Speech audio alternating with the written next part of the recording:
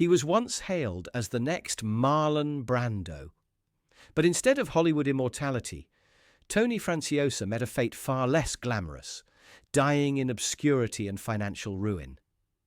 Now, the ugly truth emerges. His boss at NBC deemed him uncontrollable, Hollywood power players labelled him a dangerous man, and his ex-wife, Shelley Winters, exposed a scandalous affair with Lauren Beale, an affair that would ultimately destroy everything. But the real story? It's even darker than the rumours.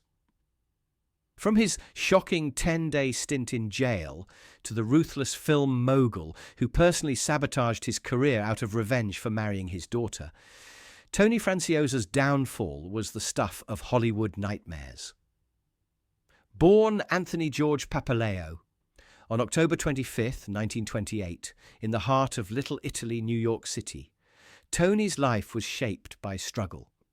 His grandparents had left the small southern Italian town of Melì in search of a better future, but poverty followed them across the ocean. His father worked in construction, his mother as a seamstress. Money was always tight, and when Tony was just a year old, his parents separated. Raised by his mother and aunt, he rarely saw his father, a distant figure who existed only in brief visits to collect an $8 child support check each week. Growing up during the Great Depression meant learning to fight for survival, for dignity.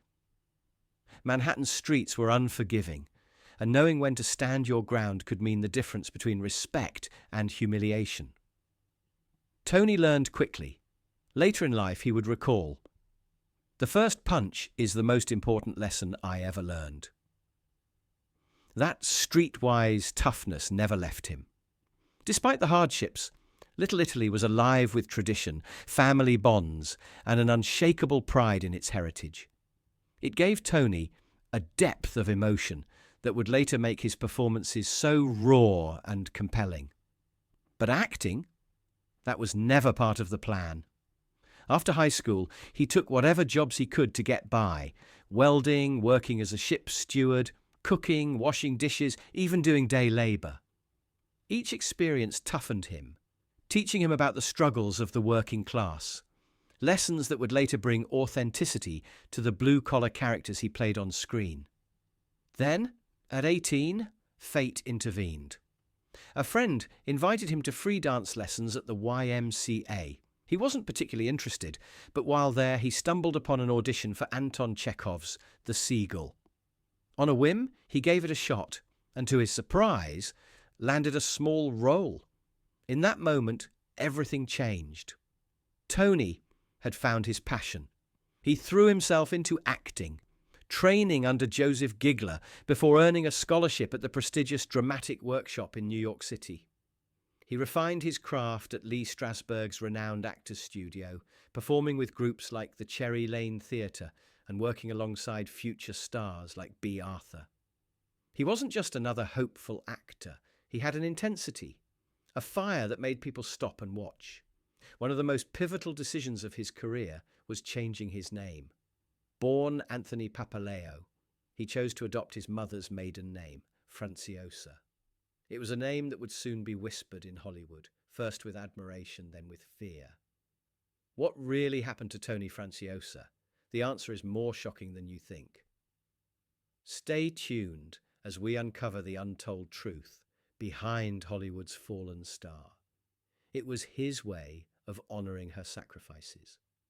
She had worked tirelessly, raising him alone, and he wanted to carry her name further than she ever could have imagined. But taking his mother's maiden name did more than that. It gave him a fresh start in Hollywood. Back then, having an ethnic-sounding name could be a roadblock for actors. Franciosa allowed him to keep his heritage while opening doors that might have otherwise remained shut. His journey into acting truly began in 1948, when he joined the Cherry Lane Theatre Group in Greenwich Village. This off-Broadway theatre was known for its experimental plays that pushed the boundaries of traditional storytelling. It was a breeding ground for young, ambitious talent. Rising stars like B. Arthur, Kim Stanley, and Michael Gazzo all honed their craft there. In this creative space, Franciosa was exposed to daring performances and unconventional narratives, shaping the raw, emotionally charged style that would define his career. By 1950, his dedication earned him a place at the prestigious Actors Studio, one of the most elite training grounds for actors. Led by the legendary Lee Strasberg, the studio was the birthplace of method acting, a revolutionary approach that demanded performers dig deep into their own emotions to bring characters to life. Franciosa trained alongside legends in the making: Marlon Brando, James Dean, and Ben Gazzara.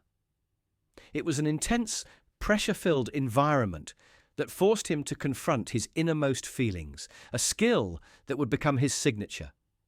He learned how to bring a raw intensity to every role, making each performance feel startlingly real. His Broadway debut came in 1953 with End as a Man, a gripping drama about corruption in a Southern military academy. The play opened at the DeLeese Theatre on September 15th, before moving to Broadway on October 14th. Franciosa played Private George Pendleton, a character both defiant and vulnerable. His performance stood out, earning praise from critics who recognized him as a rising star. Starring alongside Ben Gazzara, the two delivered a performance that electrified the stage, adding a new level of rawness and emotional depth to Broadway. This role put Franciosa on the map, proving he had the talent to take on complex, layered characters. Then came his big breakthrough. In 1955, Franciosa starred in A Hatful of Rain, a play that tackled a subject rarely explored on stage at the time: heroin addiction. He played Polo Pope, a man desperately trying to help his brother Johnny, a war veteran battling a crippling drug dependency. Ben Gazzara played Johnny, while Shelley Winters took on the role of Celia, Johnny's wife. Written by Michael V. Gazzo, the play opened at the Lyceum Theatre on November 9th and ran for an impressive 398 performances. Franciosa's performance was electrifying. He captured the frustration, the love, and the quiet desperation of a brother fighting to keep his family together. His work earned him a Tony Award nomination, solidifying his reputation as one of the most talented actors of his generation. Hollywood took notice. In 1957, he reprised his role as Polo Pope in the film adaptation of A Hatful of Rain, directed by Fred Zinnemann. The cast saw some changes. Don Murray replaced Ben Gazzara as Johnny, and Eva Marie Saint took over Shelley Winters' role, but the film stayed true to the raw emotion that made the play a Broadway hit. Franciosa's performance was mesmerizing, earning him the prestigious Volpe Cup for Best Actor at the Venice Film Festival. That same year, he received an Academy Award nomination for Best Actor, the first and only Oscar nod of his career. The film was groundbreaking. At a time when Hollywood often shied away from controversial topics, A Hatful of Rain delivered an unflinching look at addiction and its impact on families. Critics praised its realism. The New York Times. Bosley Crowther called it a sobering and outstanding piece of work, while the Los Angeles Times described it as half reality, half nightmare. Franciosa's ability to convey Polo's inner turmoil without overacting made his performance unforgettable. But his Hollywood career had only just begun. That same year, he starred in This Could Be the Night, a comedy drama directed by Robert Wise. He played Tony Armati, a charming yet unpredictable nightclub manager.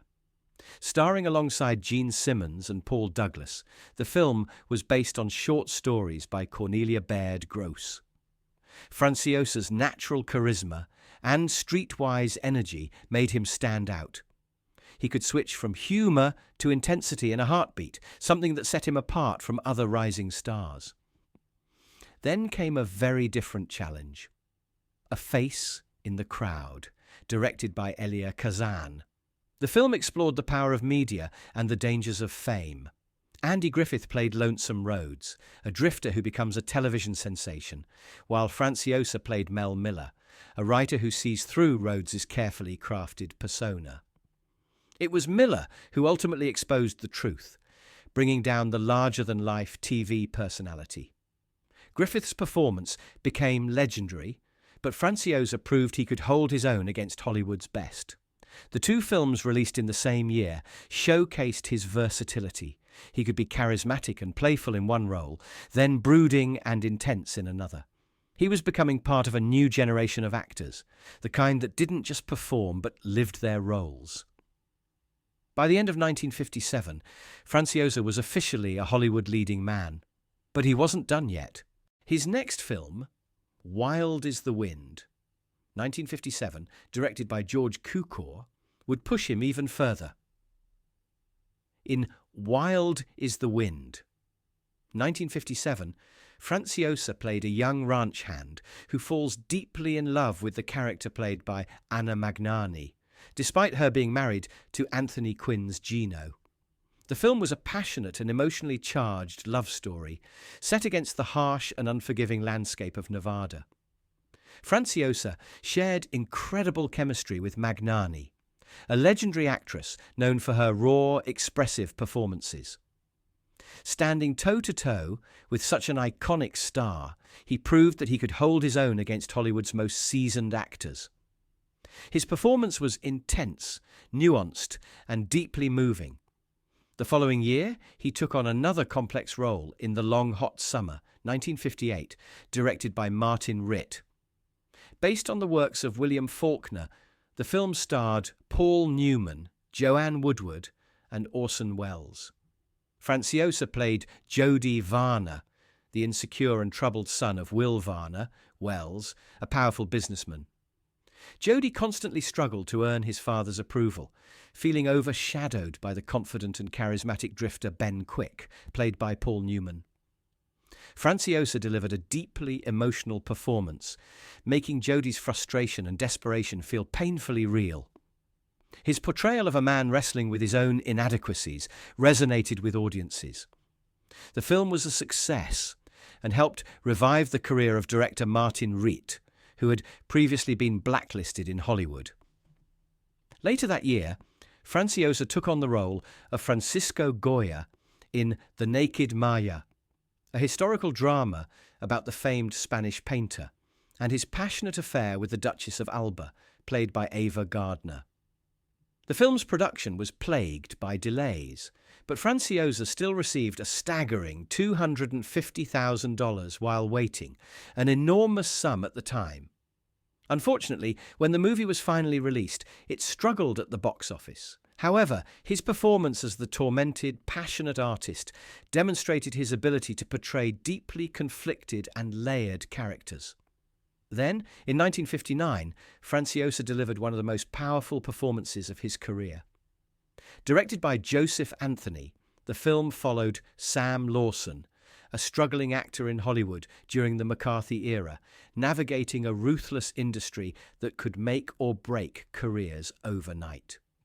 The role was intense, demanding, and emotionally draining, showcasing the sacrifices and hardships faced by those pursuing success in an unforgiving business. Starring alongside Dean Martin and Shirley MacLaine, Franciosa didn't just hold his own, he stole the show. His performance was a revelation.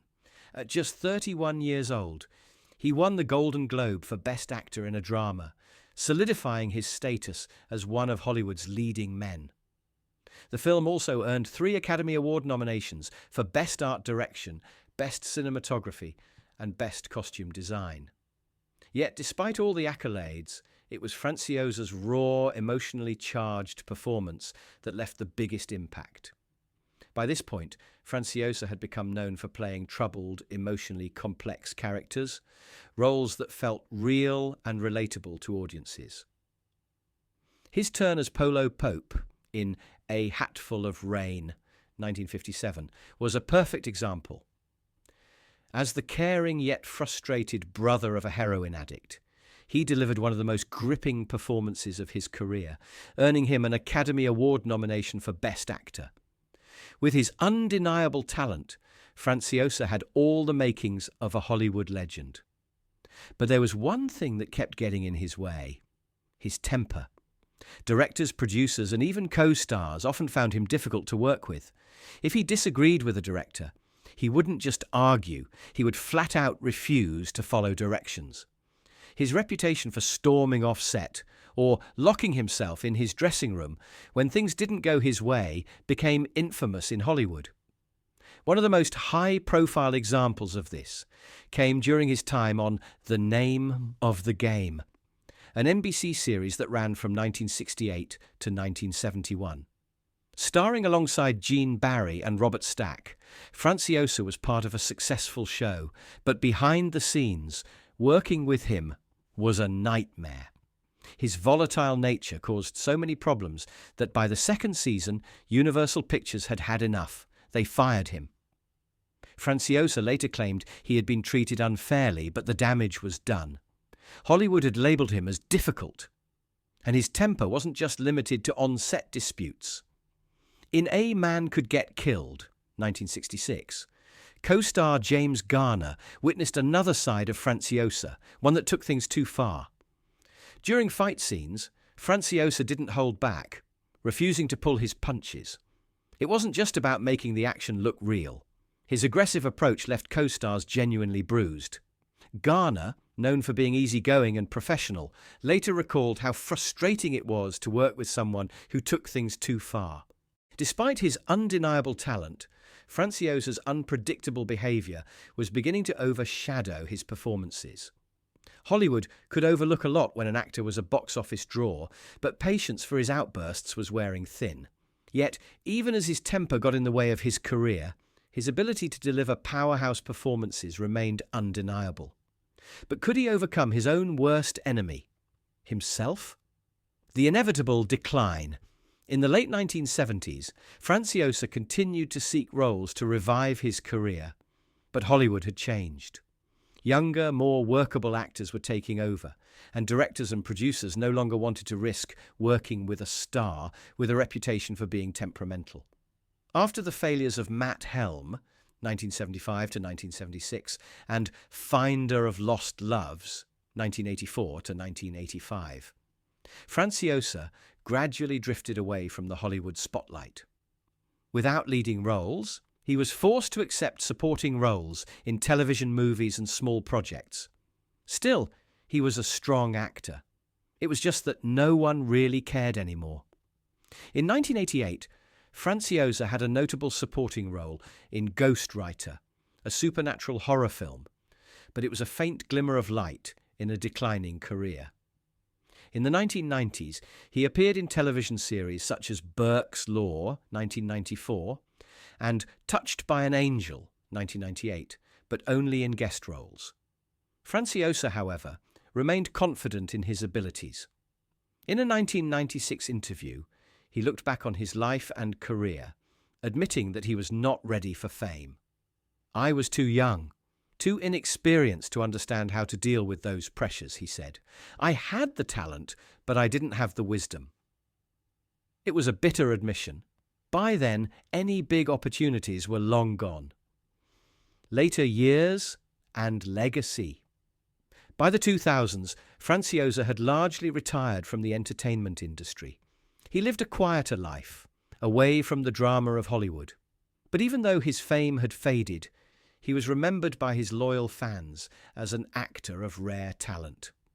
On January 19, 2006, Tony Franciosa died at the age of 77 after suffering a stroke.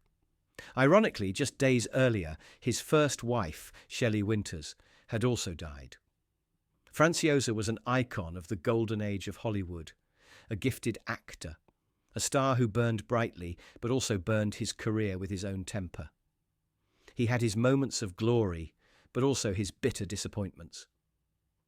Ultimately, his story is a lesson in the complexities of fame, that talent alone is not enough, but wisdom, patience, and self-control are also needed.